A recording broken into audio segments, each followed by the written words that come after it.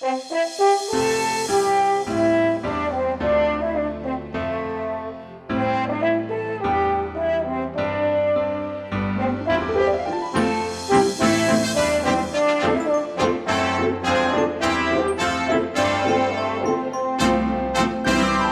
de junio de 2025. Bienvenidos a nuestro canal de YouTube El Conocimiento Real que lleva a la vida eterna, creado por el mejor teólogo bíblico del planeta, llamado Tito Martínez, de España.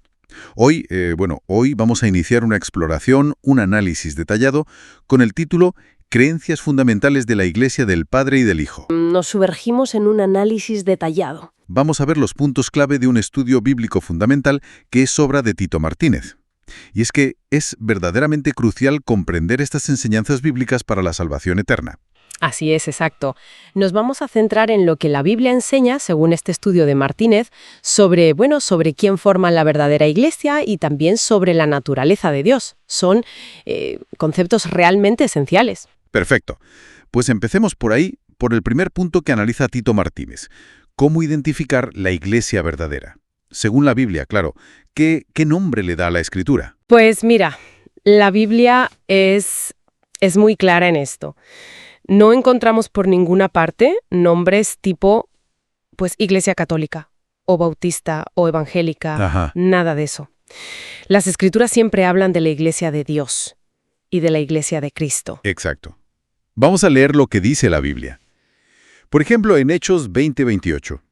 Por tanto, mirad por vosotros y por todo el rebaño, en que el Espíritu Santo os ha puesto por obispos, para apacentar la iglesia de Dios, la cual ganó por su sangre. Y luego está Mateo 16:18, donde Jesús mismo dice, y yo también te digo, que tú eres Pedro, y sobre esta roca edificaré mi iglesia, y las puertas del Hades no prevalecerán contra ella. Dice mi iglesia, la suya. Claro. Entonces, la interpretación que hace Tito Martínez basándose en estos textos es que el nombre correcto, el que refleja que pertenece a ambos, es Iglesia del Padre y del Hijo. Eso es. Y comprender esto, tal y como lo presenta Martínez, no es una cuestión secundaria. Es un paso vital, de verdad, crucial para la salvación eterna. Pasemos entonces al segundo punto fundamental del estudio de Tito Martínez. Aquí analiza la creencia en el Padre, el Hijo y el Espíritu Santo, pero con una matización muy importante sobre la relación entre ellos, según la Biblia. Sí, se destaca mucho que el Padre es el Dios supremo, que es superior incluso a Jesucristo. A ver, veamos los textos bíblicos que presenta Martínez para esto. Juan 14:28. Ahí mismo Jesús lo dice. Sí, dice, habéis oído que yo os he dicho, voy y vengo a vosotros. Si me amarais, os habríais regocijado porque he dicho que voy al Padre, porque el Padre mayor es que yo. Más claro. Imposible. Y Juan 10:29 también subraya esa supremacía del Padre. Mi Padre, que me las dio, es mayor que todos, y nadie las puede arrebatar de la mano de mi Padre. Mayor que todos. Pablo también lo confirma, ¿verdad? En Efesios 1:3 dice, «Bendito sea el Dios y Padre de nuestro Señor Jesucristo, que nos bendijo con toda bendición espiritual en los lugares celestiales en Cristo». El Dios y Padre de Jesucristo. Exacto. E incluso en Apocalipsis, fíjate, en Apocalipsis 3:12, el propio Jesús glorificado llama al Padre mi Dios, varias veces además. Leámoslo, «Al que venciere yo lo haré columna en el templo de mi Dios y nunca más saldrá de allí. Y escribiré sobre él el nombre de mi Dios, y el nombre de la ciudad de mi Dios, la nueva Jerusalén, la cual desciende del cielo, de mi Dios y mi nombre nuevo». 4 veces nada menos. Es muy contundente. Y otro texto clave que cita Martínez es Hebreos 1:8-9. Dice, «Mas del Hijo, dice, tu trono, oh Dios, por el siglo del siglo, cetro de equidad es el cetro de tu reino, has amado la justicia y aborrecido la maldad, por lo cual te ungió Dios, el Dios tuyo, con óleo de alegría más que a tus compañeros». A ver aquí. Fíjate bien, al Hijo se le llama Dios, sí, pero es que justo después aclara que el Padre es el Dios tuyo, o sea, el Dios del Hijo. El que lo ungió. Marca una diferencia clara. Entiendo. Es decir, que según la lectura bíblica que hace Tito Martínez, el Dios supremo, el Todopoderoso, es únicamente el Padre Celestial. No una trinidad de iguales, como se suele decir. Exactamente. Y entender esta jerarquía divina, tal como la revela la Biblia y como insiste Martínez, vuelve a ser absolutamente crucial para la salvación eterna. Es otro pilar. Pues sí, creencias centrales que presenta Tito Martínez en su estudio, el nombre bíblico correcto de la Iglesia y la relación real bíblica entre el Padre y el Hijo, destacando la supremacía del Padre. Son enseñanzas que, como remarca constantemente Tito Martínez, son cruciales, fundamentales para la salvación eterna. Que dice la Biblia sobre Dios Padre y Jesús. Pues sí, veremos argumentos sobre si el Padre fue visto alguna vez. Y a quién se debe adorar. Y fíjate, Tito Martínez subraya que entender bien estas creencias... Es crucial para la salvación eterna. Lo repite constantemente. Eso es. Bueno, pues el estudio de Martínez se apoya en versículos muy concretos para construir esta perspectiva. Vamos a ver qué dicen las Escrituras según esta lectura. Venga. De acuerdo, pues entremos en materia. La Biblia afirma de manera rotunda Que Dios Padre, el Dios Supremo, bueno, pues que nunca ha sido visto por seres humanos aquí en la Tierra. ¿Y en qué se basa para decir eso? Pues mira, cita varios pasajes. Vamos a leer los íntegros, tal cual. Primero, Juan 1:18. A Dios nadie le vio jamás. El Dios unigénito que está en el seno del Padre, Él le ha dado a conocer. Vale. Luego, Juan 5:37. También el Padre que me envió ha dado testimonio de mí. Nunca habéis oído su voz, ni habéis visto su aspecto. Y sigue con Juan 6:46. No que alguno haya visto al Padre, sino aquel que vino de Dios. Este ha visto al Padre. O sea, solo Jesús. Eso interpreta él. También se apoya en 1 Timoteo 6:16, el único que tiene inmortalidad, que habita en luz inaccesible, a quien ninguno de los hombres ha visto ni puede ver, al cual sea la honra y el imperio sempiterno. Amén. Luz inaccesible. Nadie lo ha visto ni puede ver, claro. Y también Colosenses 1:15. Él es la imagen del Dios invisible, el primogénito de toda creación. El Dios invisible. Y para rematar, 1 Juan 4:12. Nadie ha visto jamás a Dios. Si nos amamos unos a otros, Dios permanece en nosotros, y su amor se ha perfeccionado en nosotros. Vale, queda claro el punto. Con base en estos textos, leídos así, literalmente, Ajá, Tito Martínez concluye que la invisibilidad del Padre es una enseñanza bíblica fundamental. exacto. Y eso le lleva a una conclusión importante. ¿Qué es? Que el Jehová que sí aparecía en el Antiguo Testamento, el que se dejaba ver, pues no podía ser el Padre. ¿Y quién era entonces, según Martínez? Pues él lo identifica como un segundo Jehová, que sería Jesucristo antes de encarnarse. Ya. Y recalca que esta distinción, diferenciar entre ambos... Es que insiste mucho en eso. Es absolutamente crucial para la salvación eterna. Entendido. Entonces, si el Padre es invisible, ¿cómo se comunicaba? Porque comunicarse se comunicaba. ¿Claro? El estudio de Martínez aborda eso. Dice que lo hacía, pues a través de intermediarios. ¿Cómo quiénes? Pues se fija en Hebreos 1:1-2. Vamos a leerlo. Dios, habiendo hablado muchas veces y de muchas maneras en otro tiempo a los padres por los profetas, en estos postreros días nos ha hablado por el Hijo, a quien constituyó heredero de todo, y por medio del cual asimismo hizo el universo. Vale. Por los profetas y por el Hijo. Exacto. La lectura de Martínez es que el Padre habló a través de ellos, ¿entiendes? Sin mostrarse Él. A diferencia del otro Jehová, el que sí se aparecía. Justo. Y ojo, también subraya que el universo fue hecho por medio del Hijo, según este pasaje. Muy bien. Y todo esto nos lleva al punto culminante, ¿no? La gran pregunta, según Tito Martínez, derivada de la Biblia. Efectivamente. ¿A quién se debe adorar? ¿Y qué dice la Biblia sobre esto, según el estudio? Pues que la adoración, la verdadera adoración, está reservada exclusivamente a Dios Padre. Se basa fundamentalmente en Juan 4:23-24. Leámoslo también. Dice así: «Mas la hora viene y ahora es, cuando los verdaderos adoradores adorarán al Padre en espíritu y en verdad, porque también el Padre tales adoradores busca que le adoren. Dios es espíritu, y los que le adoran en espíritu y en verdad es necesario que adoren». Adorar al Padre en espíritu y en verdad. Eso es. Tito Martínez interpreta que Jesús aquí deja clarísimo que la adoración es solo para el Padre. Pero, ¿y los pasajes donde parece que se adora a Jesús? Pienso en los ángeles postrándose, por ejemplo. Buena pregunta. Martínez aborda eso.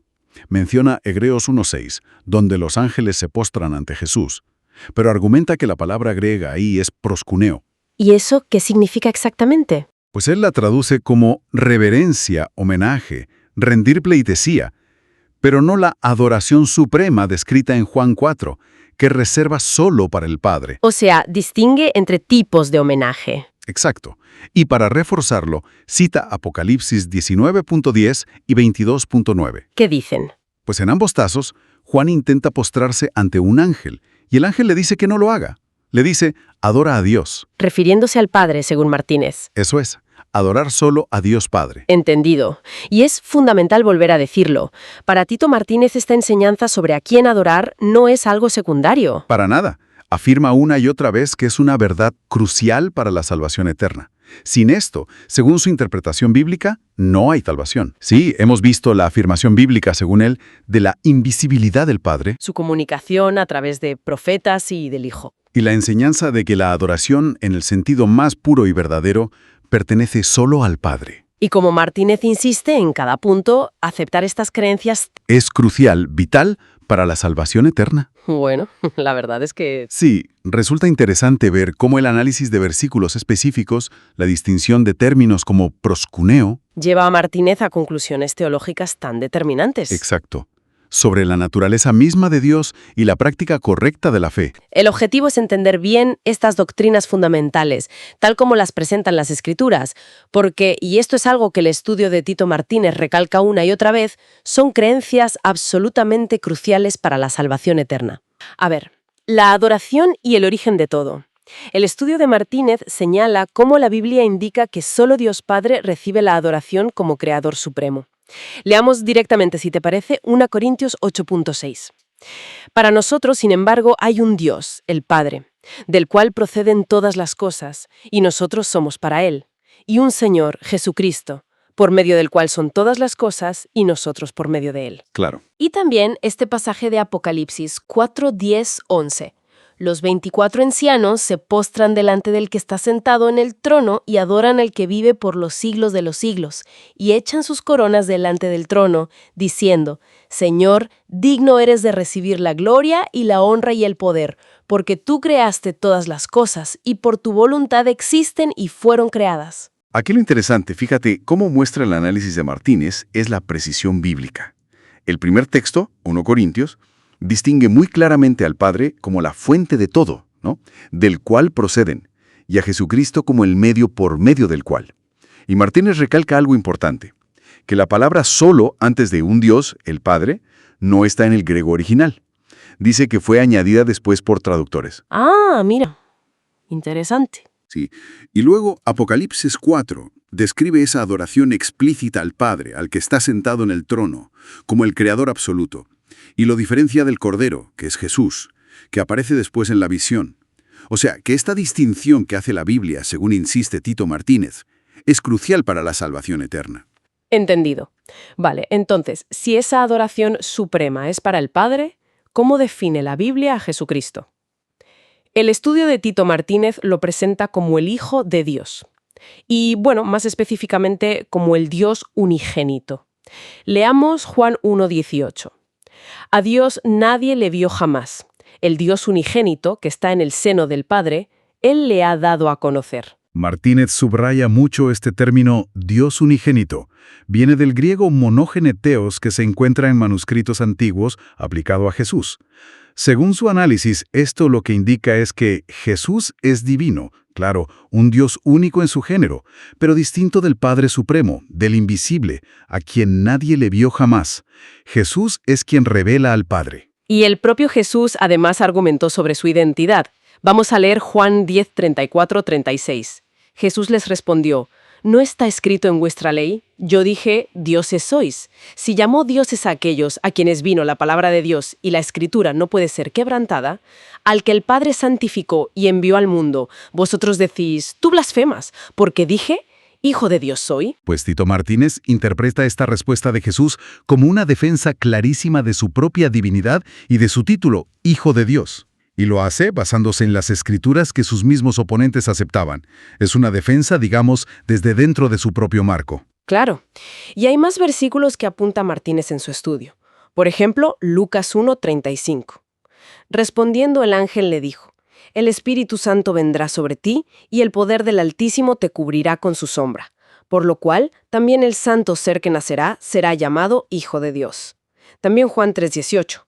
El que en él cree no es condenado, pero el que no cree ya ha sido condenado, porque no ha creído en el nombre del unigénito Hijo de Dios. Fuerte esto, ¿eh? Sí, sí, directo. Y Romanos 1:4, que fue declarado Hijo de Dios con poder, según el Espíritu de Santidad, por la resurrección de entre los muertos. Exacto. Martínez conecta estos pasajes de forma muy lógica. Jesús es llamado Hijo de Dios desde su concepción, según Lucas. Creer en Él como el unigénito Hijo de Dios es la condición para no ser condenado, como dice Juan 3:18. Y fue confirmado, declarado, dice Romanos, Hijo de Dios con pleno poder después de resucitar. Así que aceptar esta verdad bíblica sobre Jesús como el Dios unigénito, como el Hijo de Dios, bueno, pues el estudio de Martínez insiste en que es absolutamente crucial para la salvación eterna. Muy bien. La existencia eterna de Jesús, el Verbo. La Biblia enseña que siempre existió junto al Padre. Leamos el famosísimo Juan 1.1. En el principio era el Verbo, y el Verbo era con el Dios, y el Verbo era Dios. El análisis que hace Martínez de este versículo es fundamental. A ver, punto por punto. Primero, en el principio era el Verbo. Esto indica preexistencia, no que fuera creado en ese momento. Ya era. Segundo, el Verbo era con el Dios. Aquí el griego original usa el artículo definido, prostouseon. Según Martínez, esto señala una coexistencia con el Dios Supremo, el Padre, pero como dos seres distintos que están juntos, con. Vale. Y tercero, y el Verbo era Dios. Aquí el griego kai theos en hólogos no lleva artículo antes de Dios. Martínez interpreta esto como que el Verbo tenía naturaleza divina. Era un ser poderoso, sí, pero no el Dios Supremo, no el Padre. Era Dios en naturaleza, pero distinto de el Dios. Entiendo la distinción, y esto además se refuerza con la propia oración de Jesús en Juan 17:5, ¿verdad? Dice, ahora pues, Padre, glorifícame tú al lado tuyo, con aquella gloria que tuve contigo antes que el mundo fuese. Precisamente, para Martínez esto es una confirmación directa de esa preexistencia gloriosa del Hijo junto al Padre, antes de la creación del mundo. Por lo tanto, la conclusión de la interpretación detallada que hace Tito Martínez es que la Biblia presenta dos seres divinos eternos, el Padre y el Hijo, el Verbo.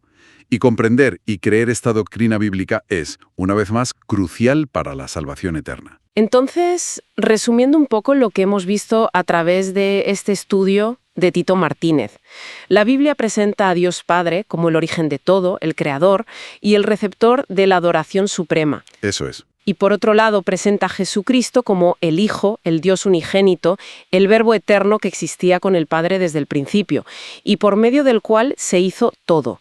Dos seres divinos, distintos y eternos. Exactamente. Y es fundamental entender que desde la perspectiva que presenta Tito Martínez, no estamos hablando de meras especulaciones teológicas. Se presentan como verdades extraídas directamente del texto bíblico. Y por tanto, aceptar estas enseñanzas sobre el Padre y el Hijo, tal como las expone Martínez basándose en la Biblia, es crucial para la salvación eterna. Lo repite constantemente porque lo considera así de vital. Vamos a ver cómo la Biblia misma, según la lectura de Martínez, nos revela a Jesús. Y bueno, él subraya que entender bien esto es fundamental. Dice que es crucial para la salvación eterna. Sí, eso es. Nos vamos a meter en cómo Tito Martínez conecta pasajes clave, tanto del Antiguo como del Nuevo Testamento, para mostrar lo que la Biblia enseña. Primero, sobre Jesús como el ángel de Jehová, y luego como el Dios unigénito que se hizo carne. Es, digamos, la doctrina bíblica tal cual él la presenta. Y sí, insiste en que es crucial para la salvación eterna. Éxodo capítulo 3. Vamos a escuchar con atención qué dice la palabra de Dios aquí. A ver, Éxodo 3, 2. Y se le apareció el ángel de Jehová en una llama de fuego en medio de una zarza. Y él miró y vio que la zarza ardía en fuego y la zarza no se consumía. Éxodo 3:3. Entonces Moisés dijo, iré yo ahora y veré esta grande visión, ¿por qué causa la zarza no se quema? Éxodo 3:4. Viendo Jehová que él iba a ver, lo llamó Dios de en medio de la zarza y dijo, Moisés, Moisés. Y él respondió, heme aquí. Éxodo 3:5. Y dijo, no te acerques, quita tu calzado de tus pies, porque el lugar en que tú estás, tierra santa es. Éxodo 3:6. Y dijo, yo soy el Dios de tu padre, Dios de Abraham, Dios de Isaac y Dios de Jacob. Entonces Moisés cubrió su rostro porque tuvo miedo de mirar a Dios. Éxodo 3:7. Dijo luego Jehová: He visto la aflicción de mi pueblo que está en Egipto, y he oído su clamor a causa de sus exactores, pues he conocido sus angustias. Éxodo 3:8. Y he descendido para librarlos de mano de los egipcios y sacarlos de aquella tierra a una tierra buena y ancha, a tierra que fluye leche y miel, a los lugares del cananeo, del eteo, del amorreo, del fereceo, del heveo y del jebuseo. Éxodo 3:9. El clamor, pues, de los hijos de Israel ha venido delante de mí, y también he visto la opresión con que los egipcios los oprimen. Y luego un poco más adelante, en los versículos 14 y 15, Éxodo 3:14. Y respondió Dios a Moisés: Yo soy el que soy. Y dijo: Así dirás a los hijos de Israel: Yo soy, me envió a vosotros. Éxodo 3:15. Además dijo Dios a Moisés: Así dirás a los hijos de Israel: Jehová, el Dios de vuestros padres, el Dios de Abraham, Dios de Isaac y Dios de Jacob, me ha enviado a vosotros. Este es mi nombre para siempre. Con él se me recordará por todos los siglos. Claro. Aquí lo interesante, y es lo que resalta el análisis de Tito Martínez, es cómo la propia Escritura identifica a este ser. Empieza diciendo el ángel de Jehová, ¿verdad? Sí. En el versículo 2. Pero es que justo después, a este mismo ángel se le llama Jehová y Dios, en el versículo 4. Y él mismo dice: Yo soy el Dios de tu padre, en el 6. Y se da a conocer como Yo soy el que soy, en el 14. El nombre divino. Exacto, afirmando ser Jehová en el 15. O sea, Martínez argumenta que la Biblia muestra que no era el Padre, a quien considera invisible, sino este ángel divino, que es Dios mismo. Entiendo. Y Tito Martínez conecta esto directamente con el Nuevo Testamento, ¿no? Con lo que dice Esteban en Hechos. Sí, con el discurso de Esteban. Vamos a leerlo también para ver esa conexión que establece la Biblia según Martínez. Es Hechos capítulo 7. Pasados 40 años, un ángel se le apareció en el desierto del monte Sinaí en la llama de fuego de una zarza. Entonces Moisés, mirando, se maravilló de la visión, y acercándose para observar, vino a él la voz del Señor: Yo soy el Dios de tus padres, el Dios de Abraham, el Dios de Isaac y el Dios de Jacob. Y Moisés, temblando, no se atrevía a mirar. Efectivamente, Martínez señala cómo la Biblia aquí, por boca de Esteban, dice claramente que quien se apareció fue un ángel. Versículo 30. Eso es versículo 30, pero también le llama el Señor, versículo 31, y este Señor dice ser Dios de tus padres en el 32. Entonces, como el Nuevo Testamento llama a Jesús Señor, pues Martínez concluye que la Biblia está enseñando que ese ángel de Jehová era Jesús mismo antes de venir en carne. Ya. Y vuelve a recalcar: comprender esta verdad bíblica, para él, es crucial para la salvación eterna. Vale. Jesús como el Dios unigénito que vino al mundo. Aquí se basa sobre todo en el Evangelio de Juan, ¿no? Sí, fundamentalmente. Juan 1. Escuchemos esos versículos, Juan 1:14 y 1:18. Juan 1:14. Y aquel Verbo fue hecho carne, y habitó entre nosotros, y vimos su gloria, gloria como del unigénito del Padre, lleno de gracia y de verdad. Juan 1:18.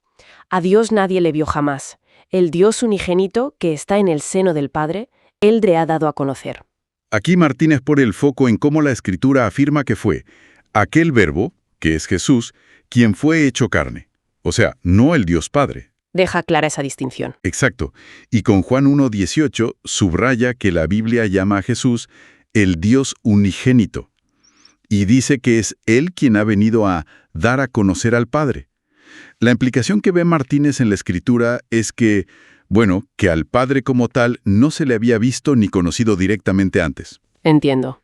La Biblia, según él, distingue claramente entre el Padre y el Hijo, que es quien se encarnó. Y sobre el propósito de su venida, la Biblia también es específica en Mateo, ¿verdad? Sí, en Mateo 20:28. Leámoslo también. Como el Hijo del Hombre no vino para ser servido, sino para servir, y para dar su vida en rescate por muchos. Pues sí. Martínez destaca esa parte final. La Biblia dice que vino a dar su vida en rescate por muchos, no dice por todos. El matiz es importante. Claro, la interpretación que presenta Martínez es que ese muchos se refiere, bíblicamente, a los que creen en él, a los que forman su iglesia, no a toda la humanidad. Y de nuevo, para Tito Martínez, aceptar estas doctrinas, tal como las enseña la Biblia, es, insiste, crucial para la salvación eterna. Bueno, pues hemos visto cómo Tito Martínez expone, siempre basándose en estos textos bíblicos concretos, la identidad de Jesús. Primero como el ángel de Jehová en el Antiguo Testamento y luego como el Dios unigénito hecho carne. Ciertamente, es un análisis que, según lo presenta Martínez, muestra una coherencia total en la Biblia, entre Antiguo y Nuevo Testamento, sobre quién es Jesús y para qué vino. Y sí, Tito Martínez insiste una y otra vez en que creer estas doctrinas fundamentales, reveladas en la Biblia, es crucial para la salvación eterna. El Padre era desconocido. Hasta que el Hijo unigénito lo reveló. Exacto. ¿Quién es Jesús como Hijo del Hombre y Mesías y por quién murió? Y sí, insiste mucho en que estas creencias fundamentales son cruciales para la salvación eterna. Muy bien, pues empecemos por ahí. Jesús como Hijo del Hombre. Martínez dice que Jesús mismo usaba ese título. ¿Qué dice la Biblia? Pues mira, el estudio de Tito Martínez cita varios textos. Por ejemplo, Juan 3.13. Lo leo. Nadie subió al cielo, sino el que descendió del cielo, el Hijo del Hombre. Y también Juan 5.27, que dice, y también le dio autoridad de hacer juicio por cuanto es el Hijo del Hombre. Vale. ¿Y qué significa Hijo del Hombre según la interpretación que hace Martínez de estos pasajes? Pues Martínez argumenta, basándose en la Biblia y comparando con Ezequiel o Daniel, que Hijo del Hombre significa simplemente un ser humano. O sea, nacido de padre y madre humanos. Ah, entiendo. Por eso, para Martínez, decir que Jesús es Hijo del Hombre implica bíblicamente que tuvo un padre biológico humano, José. Negar eso sería negar que es Hijo del Hombre. Ya. ¿Y eso cómo conecta con que sea el Mesías? Porque eso también es fundamental, ¿no? Claro, totalmente conectado. El Mesías tenía que ser descendiente de David. Y Martínez cita Romanos 1.3. A ver, dice sobre Jesús, acerca de su Hijo, nuestro Señor Jesucristo, que era del linaje de David según la carne. Según la carne. Exacto. Y Martínez recalca que ese linaje, el de David, según la Biblia, viene por línea paterna. Así que su conclusión es que José tuvo que ser el padre biológico, para que Jesús fuera el Mesías legítimo según las profecías. Pero, a ver, esto choca con la idea de la concepción virginal que narran los evangelios. ¿Cómo lo explica Tito Martínez? Buena pregunta. Martínez propone una intervención divina, claro. Sostiene que Dios Padre, con su poder, su espíritu, digamos, obró el milagro. Pero, y aquí está el punto clave de su argumento, usando material genético de José, un espermatozoide, concretamente. Un espermatozoide de José. Sí, transportado milagrosamente por teletransportación divina al óvulo de María. Sin relación sexual, obviamente. Admite que esas palabras, teletransportación, óvulo, espermatozoide, no están en la Biblia, son modernas. Claro. Que se cumple todo. Jesús es hijo del hombre, biológicamente hijo de José, y por tanto del linaje de David y Mesías. Y de nuevo, Tito Martínez es muy claro. Creer esto, así, es crucial para la salvación eterna. ¿Por quién murió Jesús? Afirma que la Biblia dice que solo por sus ovejas. Correcto. Se basa directamente en palabras de Jesús en el Evangelio de Juan. Leamos Juan 10, versículo 11, dice, «Yo soy el buen pastor su vida da por las ovejas». Por las ovejas. Y sigue en los versículos 14 y 15, «Yo soy el buen pastor y conozco mis ovejas y las mías me conocen, así como el Padre me conoce y yo conozco al Padre y pongo mi vida por las ovejas». Pone su vida por las ovejas. Y un poco más adelante, en el 27, «Mis ovejas oyen mi voz, y yo las conozco, y me siguen». Entonces, la conclusión que saca Tito Martínez de estos versículos parece bastante directa, ¿no? Sí, él lo ve clarísimo. La Biblia dice literalmente que Jesús dio su vida por sus ovejas, o sea, por los que creen en él y le siguen, exclusivamente. Considera que decir que murió por toda la humanidad, incluidos los que no creen o le rechazan, va en contra de estas palabras de Jesús. Lo llama una mentira satánica. Entiendo. ¿Y qué pasa con otros textos que a veces se usan para hablar de un alcance más universal, como 1 de Juan 2.2?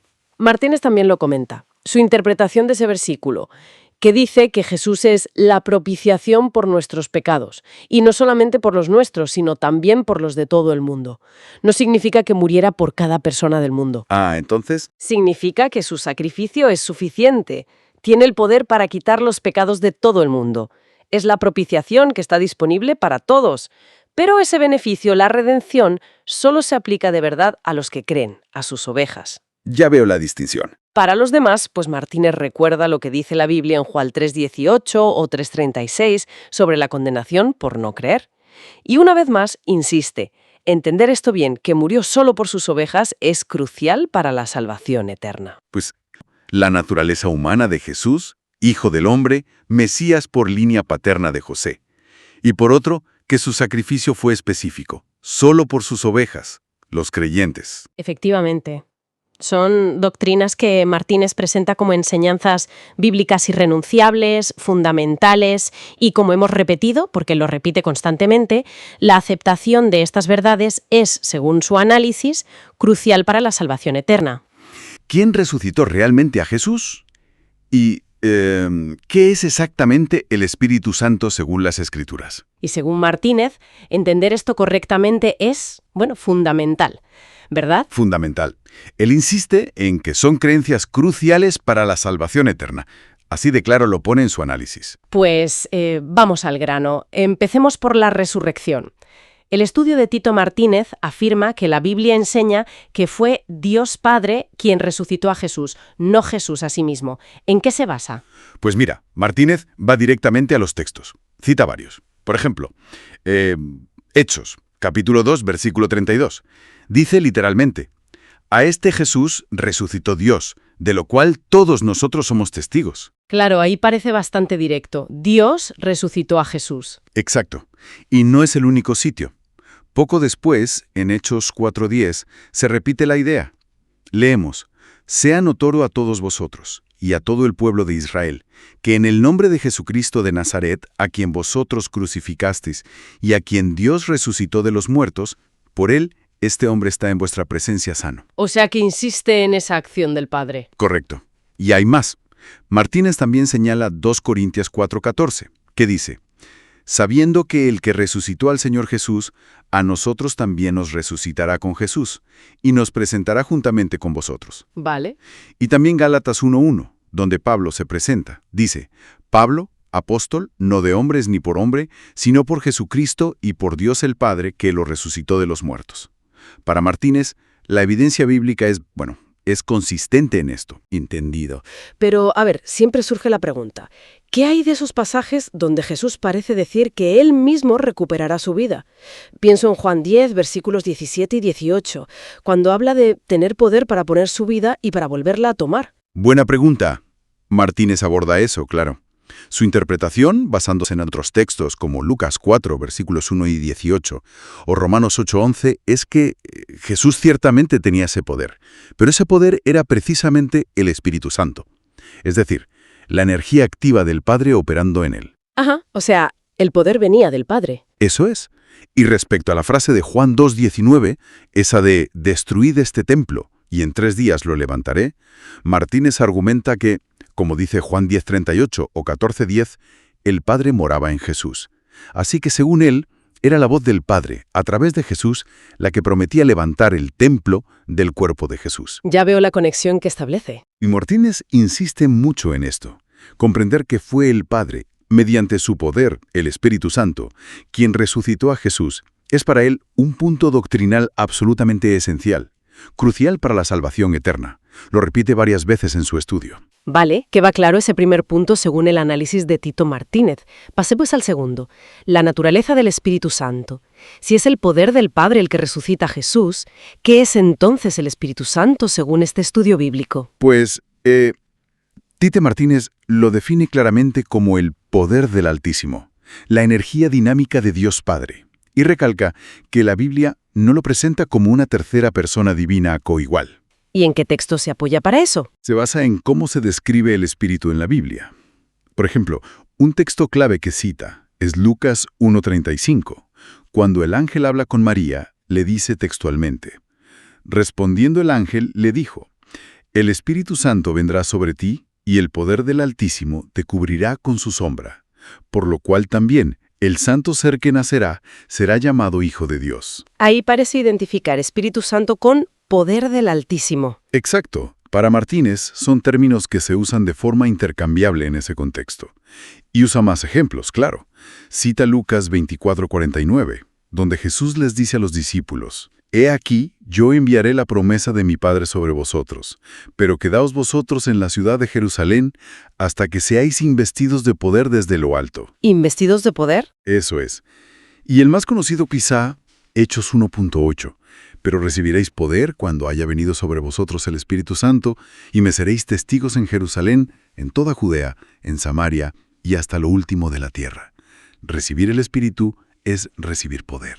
Entonces la conclusión de Martínez es que hablamos de una fuerza, una energía activa de Dios, no de una persona divina distinta. Correcto. Él subraya que en ninguna parte de la Biblia se manda a adorar al Espíritu Santo como se adora al Padre. Siempre se habla del Espíritu de Dios, ¿no? Como en Génesis 1:2, Mateo 3:16, Romanos 8:9. Pero a veces se le personifica, ¿no? Se dice que el Espíritu guía, enseña. Sí, y Martínez lo reconoce, pero señala que la Biblia también personifica otras cosas, como la sabiduría, o incluso la sangre de Abel que clama desde la tierra. No significa que sean personas literales. ¿Y qué dice del famoso pasaje de Ananías y Zafira en Hechos 5, donde se dice que mintieron al Espíritu Santo? Su interpretación es que mentir al Espíritu Santo, que para él es la presencia activa, el poder de Dios, es en esencia mentir a Dios Padre mismo, que actúa a través de ese poder. No implica que el Espíritu sea una tercera persona a la que se miente de forma independiente. Entiendo el razonamiento que presenta. Y una vez más, Tito Martínez insiste en su estudio. Entender correctamente que el Espíritu Santo es el poder de Dios, no una persona, es también, según él, crucial para la salvación eterna. Bien, pues resumiendo las ideas clave que Tito Martínez extrae de su lectura bíblica, sería Dios Padre quien resucitó a Jesús utilizando su poder divino, y ese poder divino es lo que la Biblia denomina Espíritu Santo, una energía activa, no una entidad personal separada. Esa es la esencia, sí. Y es importante recordar esa insistencia de Martínez en que estas creencias específicas, tal como él las deriva de estos versículos, son fundamentales, un requisito según su análisis para alcanzar la salvación eterna. Nos metemos de lleno en un tema vital: la salvación eterna. ¿Qué exige la Biblia? ¿Qué es lo fundamental para alcanzar la vida eterna? Según este estudio de Tito Martínez sobre las Escrituras, hay conceptos, digamos, absolutamente fundamentales sobre el Padre y el Hijo. A ver, el punto de partida está en Juan 17:3. Escuchemos con atención. Dice así: «Y esta es la vida eterna, que te conozcan a ti, el único Dios verdadero, y a Jesucristo, a quien has enviado». Fíjate bien, ¿eh? La Biblia aquí pone una condición doble, un conocimiento doble, y lo presenta como indispensable para la salvación eterna. Conocer al Padre como el único Dios verdadero y conocer a Jesús como el Mesías enviado. Tito Martínez subraya que esto no es, algo opcional, es la base bíblica. Sí, y es muy interesante cómo se analiza ahí la palabra único. En Juan 17:3, claro. El estudio de Martínez muestra que, bíblicamente, no significa solo uno en número, ¿sabes? Sino que apunta más a la supremacía, a ser el principal, el mejor. La analogía bíblica que usa es potente. Jesús como hijo único o unigénico, que leemos en Juan 1:18 y 3:16. A ver, la Biblia enseña que el Padre tiene otros hijos, como los ángeles o nosotros, los creyentes, pero Jesús es supremo entre todos, es especial. Por lo tanto, el Padre es el único Dios verdadero en ese sentido, el Dios supremo, el Altísimo. Pero ojo, esto es importante, no niega la deidad verdadera de Jesús. La propia Escritura, en Juan 1:18, lo llama el Dios unigénito. Comprender esta relación Padre-Hijo, tal como la presenta la Biblia, Martínez insiste, basándose en estos textos, que es absolutamente crucial para la salvación eterna. Como no negociable para la salvación eterna. Y esto implica, como muestra Romanos 1:3, aceptar su linaje davídico, según las Escrituras. Sigamos profundizando. La idea del Padre como el único Dios verdadero. Hay más versículos que lo apoyan, según detalla el análisis de Tito Martínez. Exacto. Vamos a ver qué dice la palabra de Dios directamente. Primero, Romanos 16:27. Escucha. Al único y sabio Dios, sea gloria mediante Jesucristo para siempre. Amén. Luego, 1 Timoteo 1:17. Por tanto, al Rey de los siglos, inmortal, invisible, al único y sabio Dios, sea honor y gloria por los siglos de los siglos. Amén. Y también Judas 1:25, al único y sabio Dios, nuestro Salvador, sea gloria y majestad, imperio y potencia, ahora y por todos los siglos. Amén. Estos pasajes bíblicos, como recalca Martínez, identifican claramente al Padre Celestial. Él es el único y sabio Dios. Y fíjate, en 1 Timoteo 1:17 se le llama invisible, un atributo que según la evidencia bíblica que presenta Martínez, pues no se aplica a Jesucristo. A él sí se le vio, se le tocó. Así que la Biblia establece una distinción clara. Padre, invisible, supremo, y Jesucristo. Creer esta verdad bíblica, insisto, se presenta como crucial para la salvación eterna. Escuchemos Deuteronomio 6.4. La Shema, tan importante, dice: Oye Israel, Jehová nuestro Dios, Jehová es único. Y ahora Isaías 45, los versículos 4 al 6. Por amor de mi siervo Jacob y de Israel mi escogido, te llamé por tu nombre, te puse sobrenombre aunque no me conociste. Yo soy Jehová y ninguno más hay. No hay Dios fuera de mí. Yo te ceñiré, aunque tú no me conociste, para que se sepa desde el nacimiento del sol y hasta donde se pone que no hay más que yo Jehová y ninguno más que yo. Aquí el análisis de Tito Martínez destaca algo, fundamental. La frase «Jehová es único» de Deuteronomio se refiere, sí, a la supremacía del Padre, el Jehová supremo. Pero según la lectura que Martínez hace de la Biblia, esto no excluye que otro ser divino lleve también el nombre Jehová. Y Martínez identifica a este otro con Jesucristo. Señala algo clave en Isaías 45. El Jehová que habla dice, aunque no me conociste. Lo identifica con el Padre invisible, ese a quien nadie vio jamás, como dice Juan 1:18. Este Jehová, el Padre, es distinto del Jehová que sí se apareció visiblemente a Israel en el Antiguo Testamento. Y ese Jehová visible, basada en las Escrituras, era Jesucristo antes de encarnarse. Reconocer esta dualidad, la identidad correcta de cada uno, tal como la presenta la Biblia, pues Martínez insiste una y otra vez en su estudio. Es absolutamente crucial para la salvación eterna. Vale, entonces, resumiendo lo que la Biblia enseña según este análisis de Tito Martínez, la salvación eterna depende sí o sí de conocer al Padre como el Dios supremo, el único en ese sentido de supremacía, de invisibilidad, y a la vez conocer a Jesús como el Mesías verdadero, el Hijo enviado, y también como ese Jehová que sí interactuó visiblemente. La Biblia exige una distinción clara entre ambos. Exacto.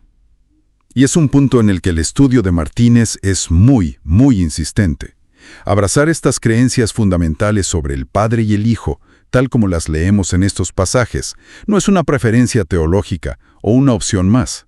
Según las Escrituras que analiza, es estrictamente crucial para obtener la salvación eterna. No hay otra vía. Esto nos deja pensando, claro, si la Biblia establece que estas distinciones, estos conocimientos específicos, son la llave para la vida eterna, como argumenta Tito Martínez basándose en estos versículos, ¿qué implicaciones tiene esto?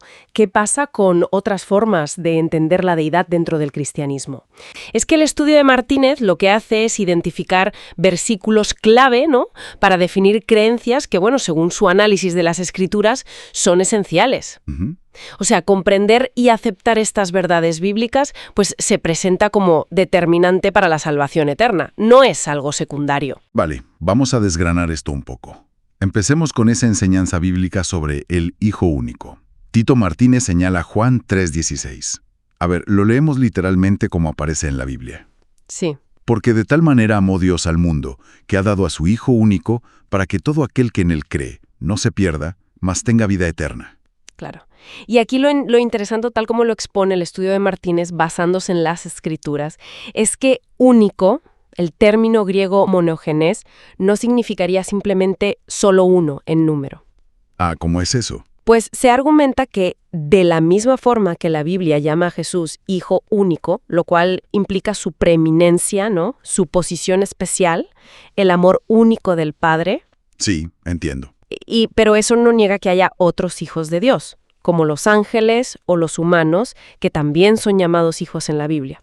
Vale. Pues de forma paralela, el Padre es el único Dios verdadero en el sentido de que es el supremo sobre todos, el Altísimo, no necesariamente que sea el único ser divino que exista. O sea, ¿es más una cuestión de rango, de supremacía? Exacto, de supremacía y de una relación única, no tanto de exclusividad numérica. Es una verdad bíblica que Tito Martínez destaca mucho en su estudio. Entendido. Pues pasemos a otro punto que este estudio bíblico presenta como esencial, totalmente clave para la salvación. La confesión acerca de Jesús. Martínez se apoya en Romanos, capítulo 10, versículos 9 y 10. Leemos también este pasaje clave, textualmente. Que si confesares con tu boca que Jesús es el Señor, y creyeres en tu corazón que Dios le levantó de los muertos, serás salvo. Y sigue. Porque con el corazón se cree para justicia, pero con la boca se confiesa para salvación. Pues aquí el análisis de Tito Martínez subraya dos cosas. Dos elementos bíblicos que él considera indispensables para la salvación eterna. ¿Cuáles serían? Pues mira, primero, confesar que Jesús es el Señor. Y ojo, que el estudio identifica a este Señor, bueno, el Kurios griego, Sí. con el Jehová, el Yahweh o Adonai del Antiguo Testamento, ¿sabes? El que interactuaba directamente con los seres humanos en el Antiguo Testamento. Vale, entiendo esa conexión que establece. Y segundo, creer que fue Dios Padre quien resucitó a Jesús de entre los muertos. Importante, que fue el Padre quien lo hizo, no que Jesús se resucitara a sí mismo. Ya. Ambas creencias son presentadas por Martínez como requisitos bíblicos ineludibles, o sea, necesarios para ser salvo. Aquí es donde la cosa se pone. Bueno, donde el estudio de Tito Martínez conecta directamente la salvación con invocar un nombre específico, y se basa en la Biblia para ello. Cita Romanos 10:13 y lo vincula a Joel 2:32. Efectivamente. Leamos primero Romanos 10:13. Porque todo aquel que invocare el nombre del Señor será salvo. Claro. Y ahora leamos Joel 2:32 que dice, y todo aquel que invocare el nombre de Jehová será salvo, porque en el monte de Sión y en Jerusalén habrá salvación, como he dicho Jehová, y entre el remanente al cual él habrá llamado. Correcto. El apóstol Pablo lo que hace es equiparar al Señor, que es Jesucristo, cuyo nombre hay que invocar para ser salvo. Sí, Él lo equipara con el Jehová, que menciona el profeta Joel. Entonces, invocar el nombre de Jesucristo es, según este estudio bíblico, lo mismo que invocar el nombre de Jehová para obtener perdón de los pecados y, por tanto, la salvación eterna. es una afirmación fuerte. Sí, y para reforzar esta doctrina, que él considera crucial, Martínez cita varios pasajes más. Si te parece, los leemos también. Adelante. 14. Y aún aquí tiene autoridad de los principales sacerdotes para prender a todos los que invocan tu nombre. Se refiere a los que invocan el nombre de Jesús. 16. Ahora pues, ¿por qué te detienes? Levántate y bautízate, y lava tus pecados invocando su nombre. El nombre de Jesús, claro. Vale. Clarísimo ahí. 2 Timoteo 2:19. Pero el fundamento de Dios está firme, teniendo este sello. Conoce el Señor a los que son suyos, y apártese de iniquidad todo aquel que invoca el nombre de Cristo. Invocar el nombre de Cristo. Y finalmente, 2 Timoteo 2:22. Huye también de las pasiones juveniles y sigue la justicia, la fe, el amor y la paz con los que de corazón limpio invocan al Señor. ¿Entendido? Martínez recalca mucho que, según esta lectura de la Biblia, rechazar esta identificación, la de Jesús como el Señor Jehová, cuyo nombre se invoca, y rechazar esa invocación del nombre de Jesucristo, pues es rechazar la salvación. Se presenta como una creencia absolutamente crucial para la salvación eterna. No hay otra vía, según su estudio. Entonces, resumiendo un poco las conclusiones de este estudio bíblico de Tito Martínez que hemos estado viendo.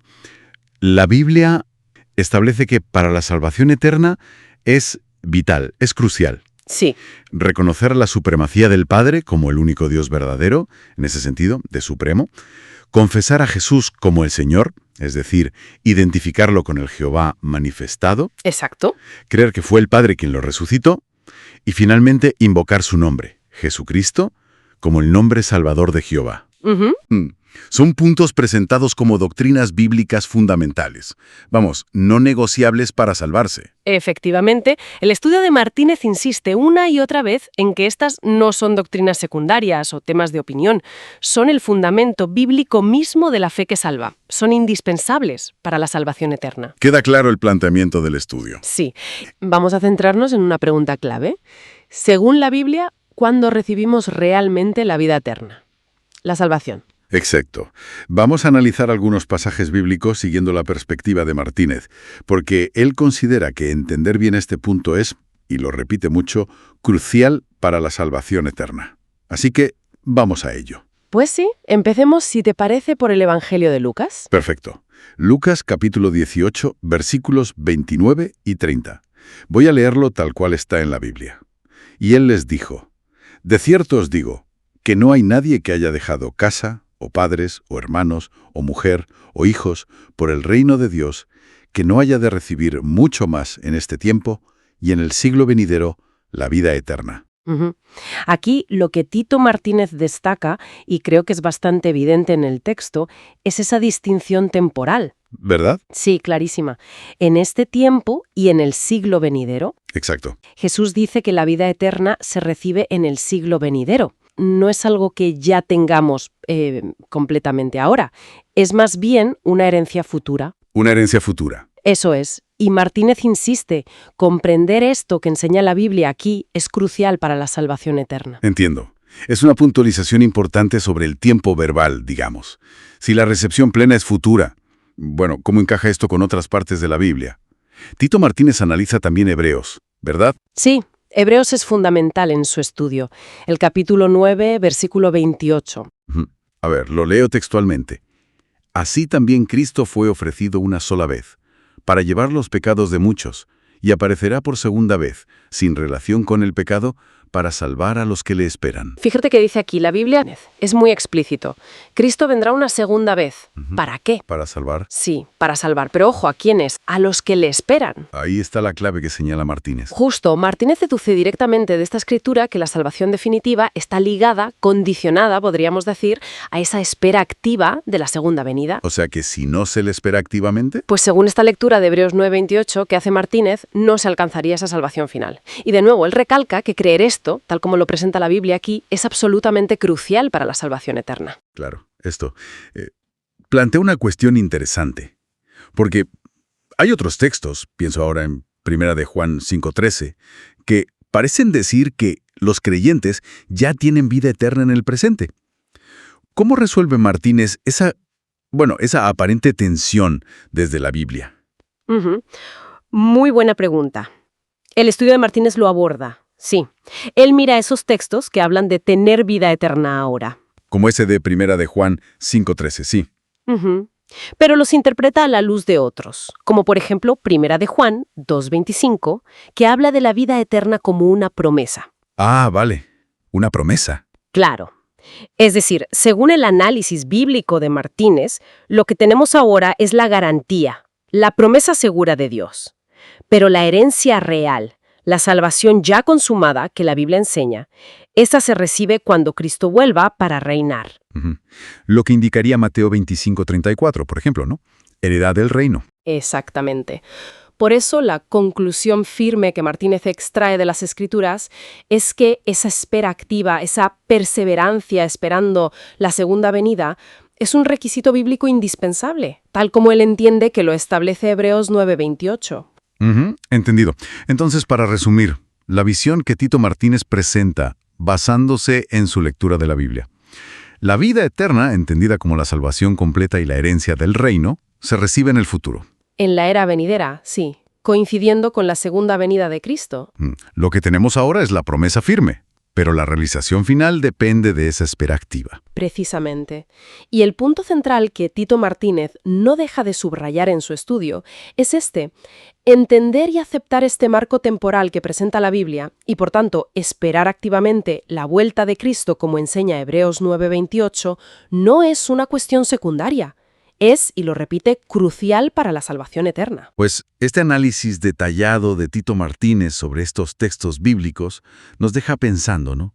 Si esa espera activa de la segunda venida es tan decisiva para la salvación como él argumenta desde la Biblia, ¿qué implica eso en la práctica? ¿Qué significa concretamente esperar en el día a día para alguien que busca esa vida eterna? Es algo sobre lo que reflexionar. Y, bueno, para quien quiera profundizar más, este importante estudio bíblico está publicado en el sitio web de Tito Martínez, que es las21tesisdetito.com. Sí. Y también en su canal de YouTube, que es El conocimiento real que lleva a la vida eterna. Y para que sea más fácil, el enlace directo a este estudio en concreto está en la descripción de este mismo vídeo de YouTube. Ahí lo pueden encontrar. Y también pueden encontrar este análisis en su canal de YouTube. Y muy importante, para facilitar las cosas, el enlace a este estudio bíblico concreto está en la descripción de este mismo vídeo de YouTube. Tito Martínez, el mejor teólogo bíblico del planeta. Que no se te olvide suscribirte a este canal de YouTube si todavía no lo has hecho. Dale también un like a este video y compártelo en tus redes sociales. Suscribirse, like y compartir. Exacto. Que mucha más gente puedan conocer la verdadera doctrina que lleva a la vida eterna. Activa también la campanita para que YouTube te avise cuando Tito Martínez publique un nuevo video. Gracia y paz a todos los verdaderos hermanos en la fe, es decir, en la verdadera doctrina. Y que Dios bendiga y guíe a la verdad a todos aquellos que la buscan con sinceridad.